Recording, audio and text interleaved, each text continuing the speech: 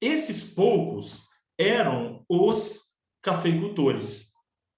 Então, a República Velha também pode, ou República Oligárquica, também pode ser chamada de República dos Cafeicultores, por atender os desígnios, as vontades políticas, econômicas e sociais deste grupo, que já vinha com muita força política desde o período imperial.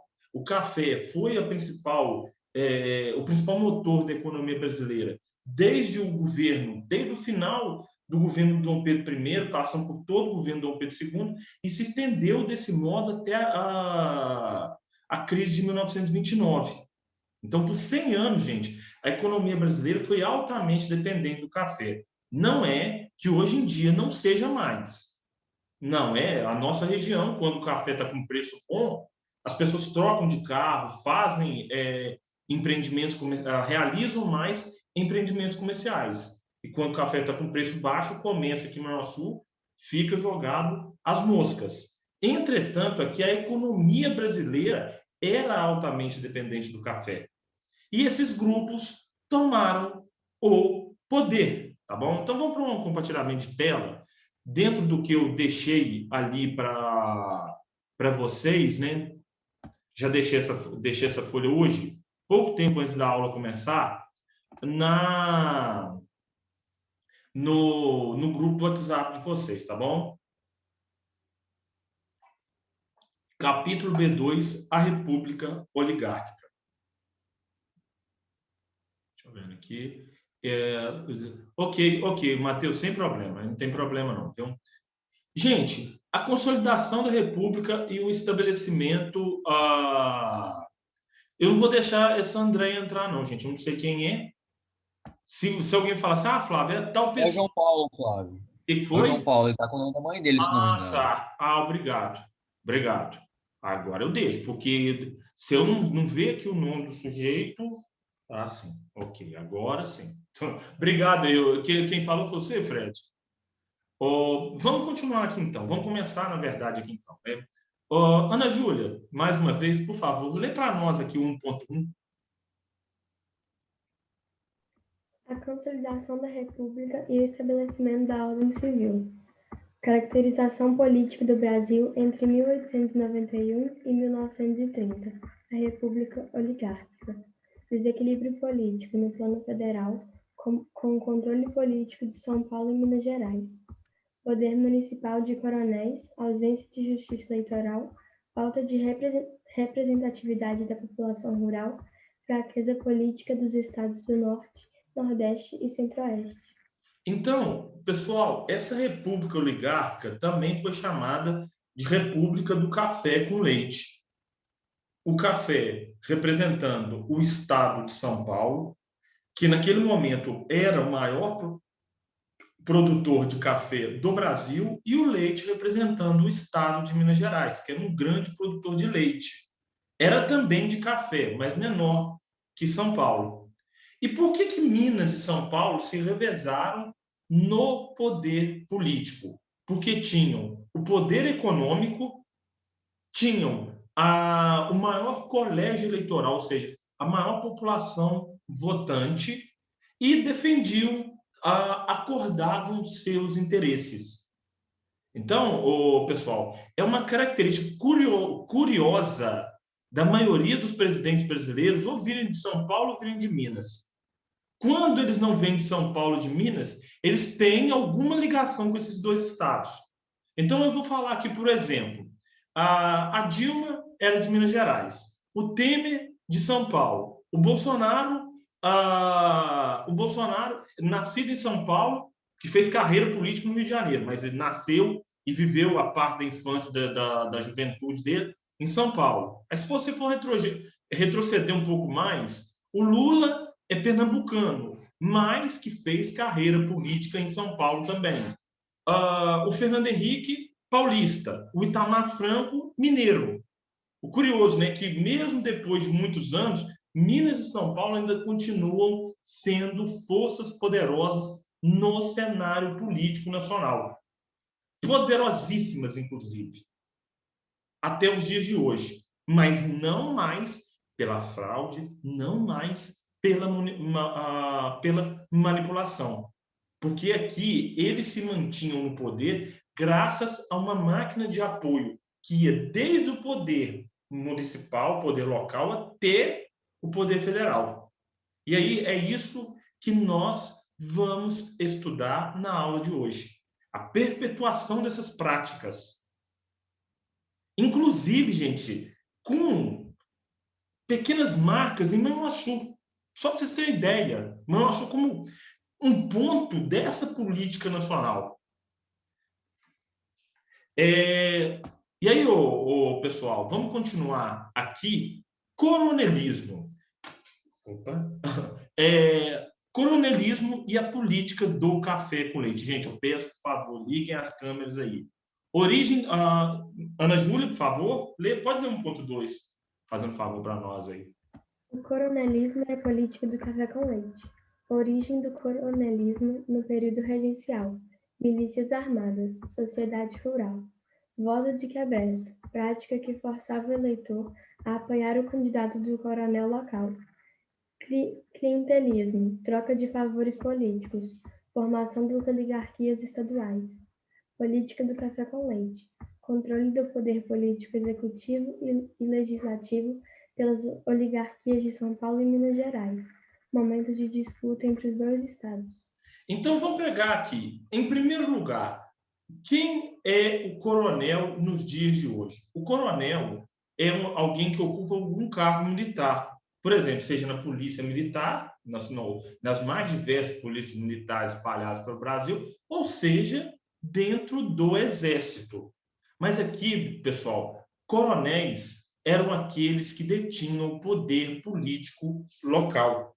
Então, gente, eu vou anotar aqui a definição de coronel. Então, pegando aqui, gente, coronel ou coronéis. Detentores do poder político local que podiam ser padres, sim, padres. Aqui em Manhuaçu nós tínhamos um padre coronel, o padre Odorico Dolabella. Padres, juízes também, e principalmente fazendeiros. Esses políticos, essas pessoas concentravam o poder local em suas mãos. E dentro de suas terras, pessoal, o coronel tinha poder de Deus. Volto a repetir, gente. Dentro das terras do coronel, o coronel tinha poder de Deus. Ele mandava matar, ele mandava prender, ele mandava soltar, ele mandava... E como ele fazia isso tudo? O coronel, naquele momento, quando ele ocupava o cargo político, e sempre ele arrumava votos para ocupar o cargo político local, ele tinha o poder de nomear o delegado de polícia, o cobrador de impostos e o professor, professora. Então, todas essas pessoas eram nomeadas por ele. E aí sempre ficavam devendo favores para ele. Então, o cobrador de impostos nomeado por mim, se eu fosse um coronel, não ia chegar para mim e me cobrar impostos. Um delegado nomeado por mim, mesmo que eu mandasse matar alguém, não ia chegar e mandar me matar, ou mandar me prender. Ou raramente isso acontecia. E aí, gente, é que eu entro com a história da República de Manhuaçu. Que nem eu falei, a República de Manhuaçu é uma situação que explica luta de poder local entre coronéis. E aí a pergunta que eu faço e respondo: existiam atritos entre esses coronéis, entre detentores do poder local? Sim. Eleições de Manhuaçu, 1894. De um lado, temos o político Serafim Tiburcio, que chegou aqui em Manhuaçu como cobrador de impostos e outras coisas mais. E do outro lado, temos Frederico Dolabella. Na disputa, Serafim Tiburcio é eleito contra os Dolabella, que eram poderosíssimos aqui na região, na região de Manhuaçu, e não aceitam a perda. O que eles fazem? Eles procuram o governador Crispim Jacques Bias Fortes, em Ouro Preto. Nem Belo Horizonte era a capital de Minas Gerais ainda não. A capital Belo Horizonte estava sendo construída e Ouro Preto ainda era a capital. O governador manda tropas aqui para eliminar, para tirar o Serafim Tiburcio do poder.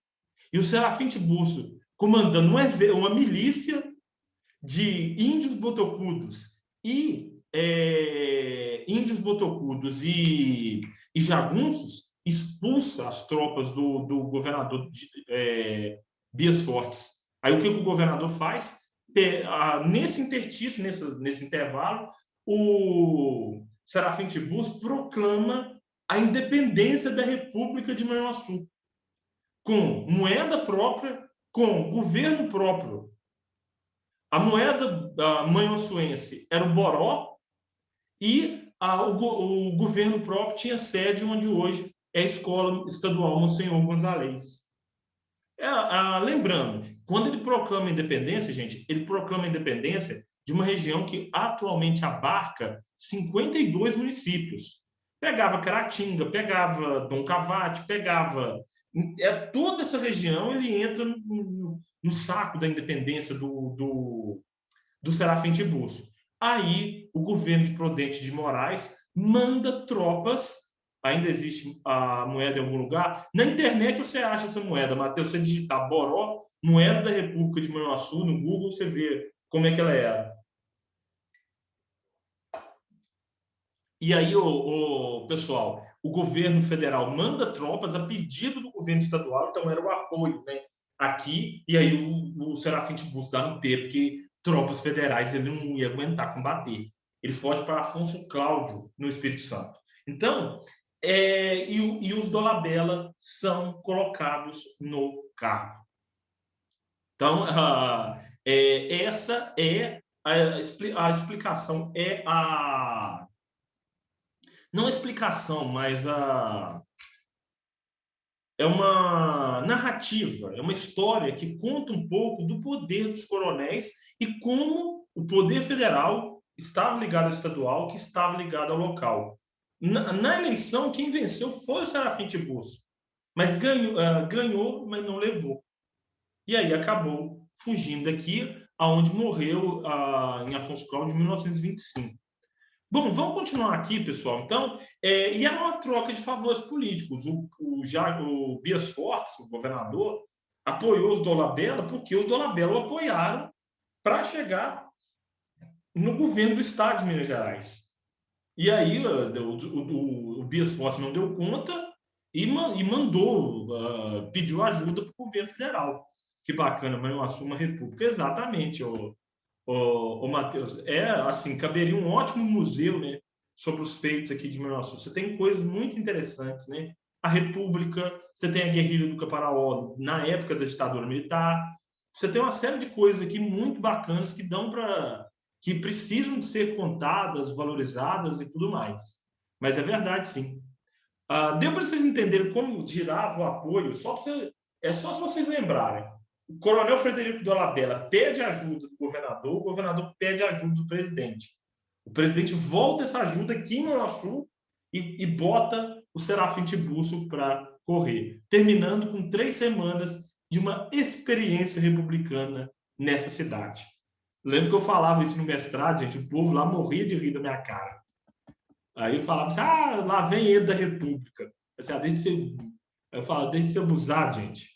Mas aí teve um professor que veio conhecer o Manhuaçu, ao meu convite lá do mestrado. Aí deu uma palestra para a gente na Unifacig, foi bem bacana. E ele incrivelmente ele gostou de Manhuaçu. Um homem que conhece a Europa inteira, que conhece a América Latina inteira, gostou de Manhuaçu. Não, aí também não. Vamos lá.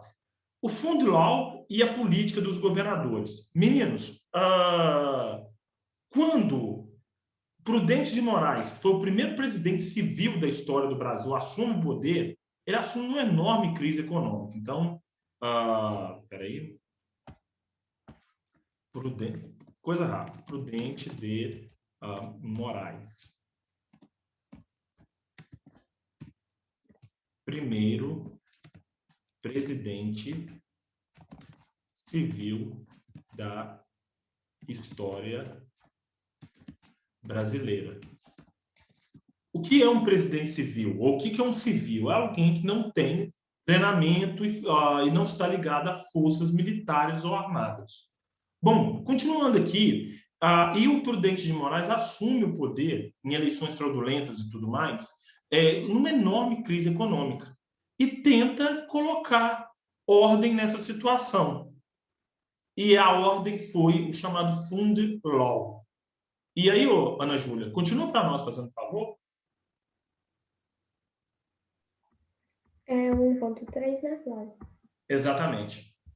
O Fundilão e a política dos governadores. Política econômica de Prudente de Moraes. Corte de créditos à indústria. Não emissão de moedas. Redução de despesas públicas e contenção dos salários. Fundilão. Compra da dívida do Brasil por um único credor. Renovação dos serviços à dívida e entrada de um montante de 10 milhões de libras. Central do Brasil e serviços alfandegários. Presidente, oligarquias estaduais, oligarquias locais. Comissão verificadora dos poderes. Bom, pessoal, então atenção aqui para, em primeiro lugar, essa política econômica adotada pelo Prudente de Moraes. Que nem eu falei, né, nós vimos lá, na verdade, ainda no governo Deodoro da Fonseca, a desastrosa política econômica do ministro Rui Barbosa. O Rui Barbosa era um camarada extremamente inteligente, um intelectual assim, brilhante.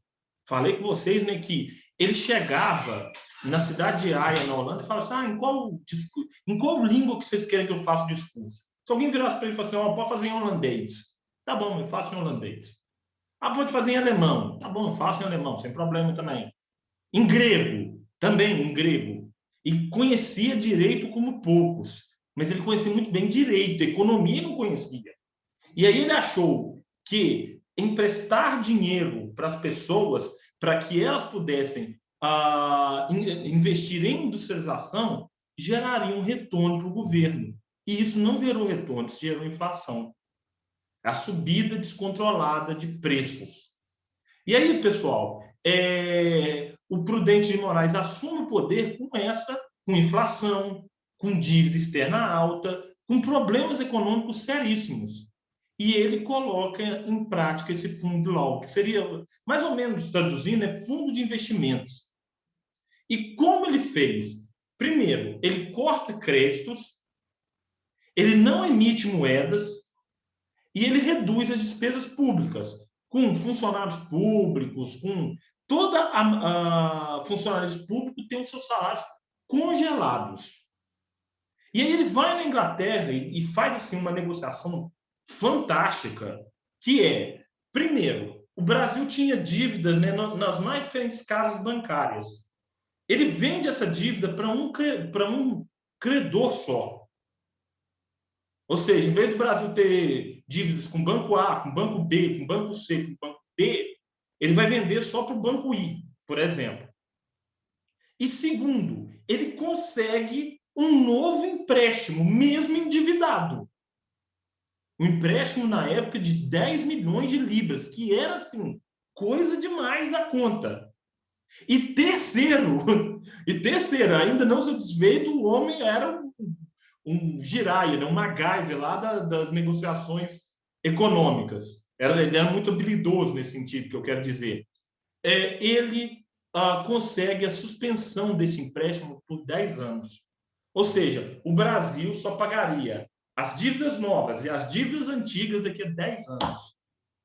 Ou não é habilidoso? É a mesma coisa eu ir no banco, está devendo até a alma, conseguir um novo empréstimo e conseguir jogar a dívida para bem depois.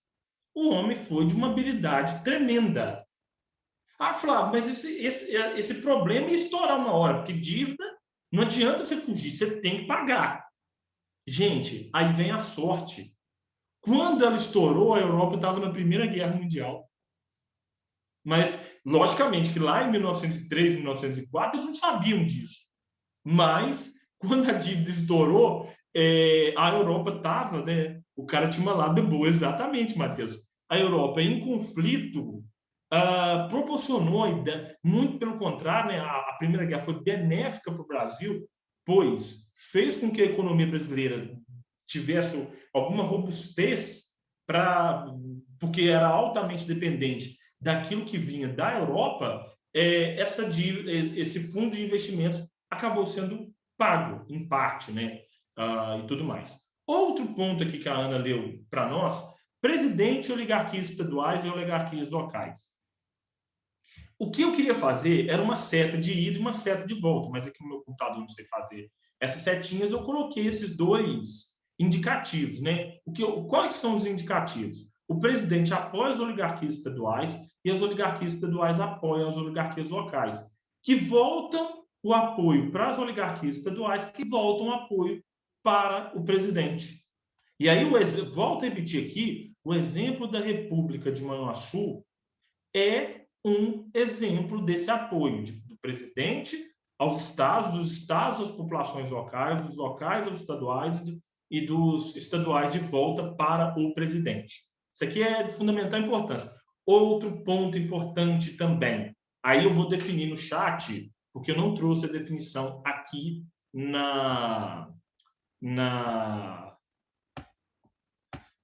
folhinha. Comissão verificadora de poderes era aquela responsável por empossar os eleitos e degolar os suspeitos. Então, e degolar os suspeitos. O que é degolar? É cortar a cabeça. Gente, a comissão verificadora de poderes é a que dava posse. E se você era contrário a um grupo local, ou estadual, ou federal, você não tomava posse pela comissão verificadora. Então, por exemplo, você tem ali, vamos falar, o João Otávio foi eleito governante aqui em Minas Gerais.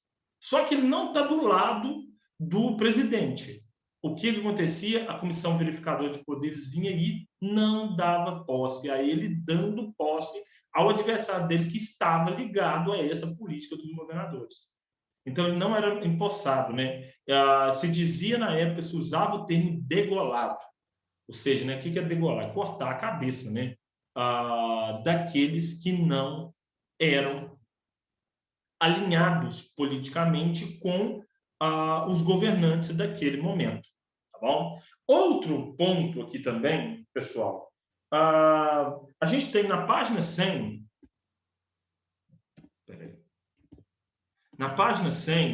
algumas das práticas de fraude durante a República Velha. E aí pode deixar que eu mesmo leio aqui o seguinte, né? Algumas fraudes que eram praticadas durante a República Velha. Primeiro ponto: utilização de títulos de eleitores que já haviam mudado ou mesmo falecido. Fato conhecido como voto fantasma. A conivência das mesas eleitorais era facilitada pelo fato de os títulos não conterem foto dos eleitores.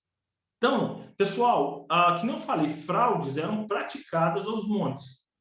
Era praticado só pelo lado que ganhava? Não, pelo lado que perdia também. Só que o lado que ganhava tinha força suficiente para praticar uma fraude melhor, usando esse termo. Mas, dentro do curral eleitoral, dentro da região do coronel, os votos dos outros eram perdidos. Ou a pessoa votava várias vezes, ou o voto fantasma. A pessoa pegava lá o título de eleitor de alguém que já tinha mudado ou morrido e utilizava ele para poder votar. Vamos lá. Então, desde sempre. Exatamente, Matheus, desde sempre. Não é de hoje, não. Atas eleitorais com rasuras, alterações e emendas feitas à ponta de canivete e com raspões de lixa. Falsificação de assinaturas, outro ponto muito comum também. Meninos, atualmente, né, você tem a urna eletrônica. A urna eletrônica questionável. Não, não é. Não é. Primeiro, porque ela não está conectada à internet. A urna eletrônica não é conectada à internet. Então, pode existir o risco de vírus? Até pode, mas na hora da eleição, não. Em segundo lugar, você tem, né, um rigoroso sistema de verificação. Você pode ter uma fraude ou outra?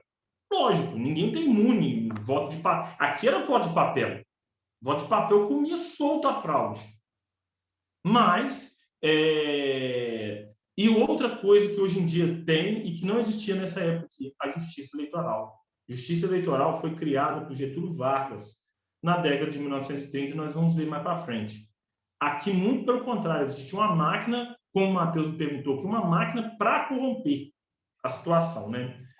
Comparecimento de eleitores em número superior existente. Então, por exemplo, se você tinha lá 600 eleitores numa sessão eleitoral, iam lá 1.200, 1.300 assinavam, repetiam, votavam um monte de vezes e tudo mais.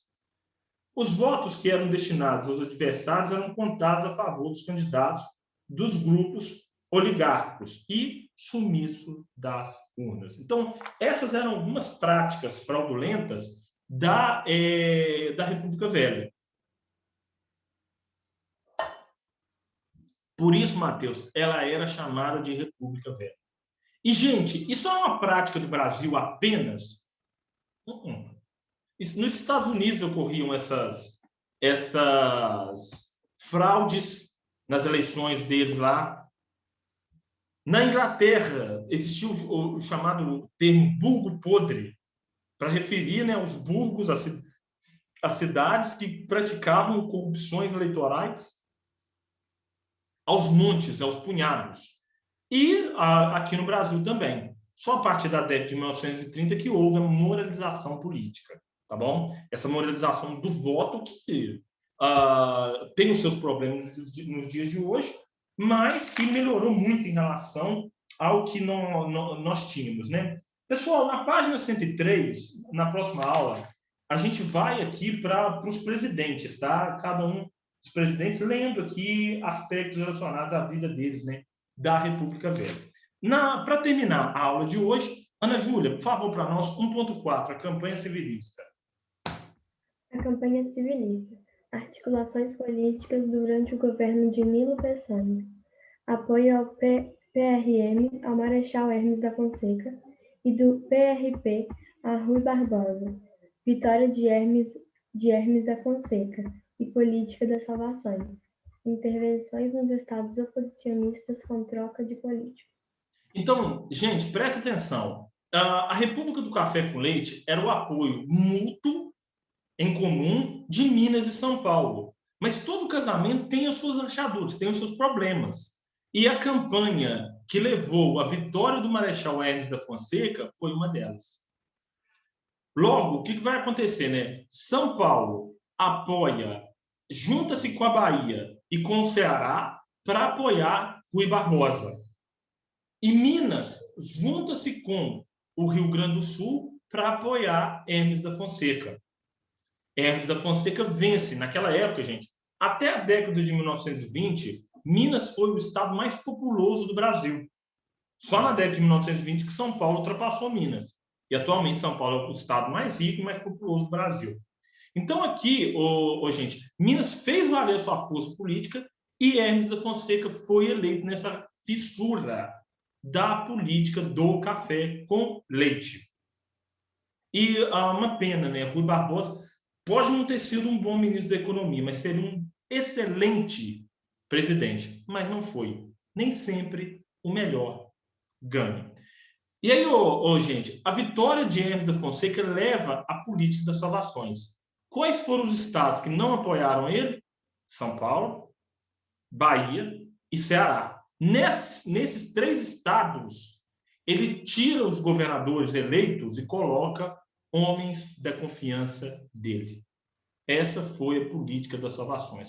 Uma intervenção direta na política dos governos estaduais. Tá bom? Bom, deixa eu fazer a chamada aqui rapidinho. Vamos lá. Deixa eu ter um funcionamento. Próxima aula a gente continua.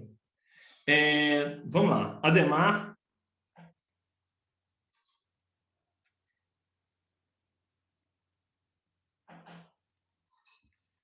Alice. Presente. Alice Soares. Alice Vieira. Presente. Ana Júlia. Presente. André. Presente. Bruna. Bruna. Débora. Presente. Eduardo. Presente. Uhum. Frederico. Presente. Gabriel Rodrigues. Presente. Giovana Andrade. Giovana. Guilherme Arruda.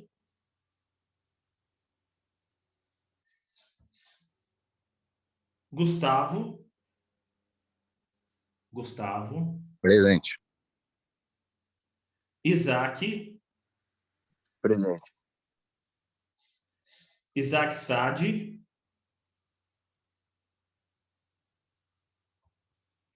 João Otávio. Presente. João Paulo. João Paulo.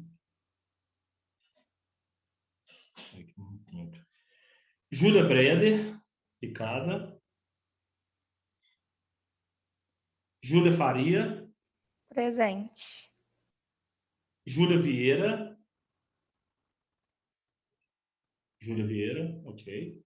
Larissa. Larissa, ok. Letícia. Presente. Letícia Lima. Lucas. Lucas. Maria Clara. Presente. Maria Eduarda Garcia. Presente. Maria Eduarda Gomes. Maria Yasmin. Mariana. Mariana. Mateus. Presente. Pedro Henrique. Pedro. Pessoal, antes de terminar aqui, eu vou falar a quantidade, para quem der aqui, a quantidade de faltas, tá bom? Sara. Vitor. Presente. Vitória. Gente, olha só, deixa eu começando aqui. Ademar, 1, 2, 3, 4 faltas até agora. Alice, 2 faltas. Alice Soares, 2 também. Alice Vieira, nenhuma. Ana Júlia, também nenhuma. André, 2 faltas. Bruna, 1, 2, 3, 4, 5, 6 faltas. Débora, nenhuma. Eduardo, 1, 2. Frederico, 1. Gabriel, 1, 2, 3, 4, 5. Giovana, 1, 2, 3. Guilherme, 1, 2, 3. Peraí. Gustavo, 1, 2, 3, 4, 5. Isaac, 1, 2, 3. Isaac Sade, 1, 2, 3, 4, 5, 6. João, 2. João Paulo, 1, 2, 3, 4, 5. Júlia, 1. Júlia Faria, 4. Júlia Vieira, 2. Larissa, 1. Letícia, nenhuma. Letícia Lima, 3. Lucas, 3. Maria Clara, 3 também. Maria Eduarda, 1. Maria Eduarda Garcia, 1. Maria Eduarda Gomes, nenhuma. Maria Yasmin, 3.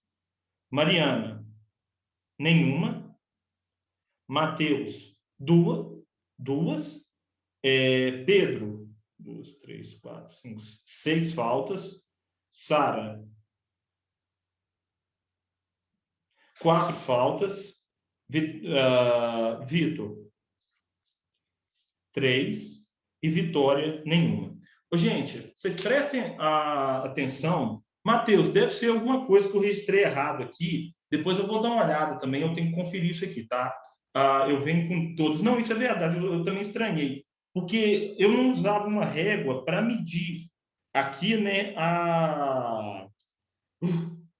o meu negócio de falta, né? Aí, às vezes, eu vi um outro nome e acabava registrando alguma coisa errada. Lucas, no dia 26 de fevereiro, que eu anotei uma falta aqui, e outra falta no dia 5 de março. E outra coisa, Lucas, agora que eu estou vendo que você está aqui, eu fiz chamada, não respondeu na hora, aí também é falta, viu? Vocês prestem atenção nisso.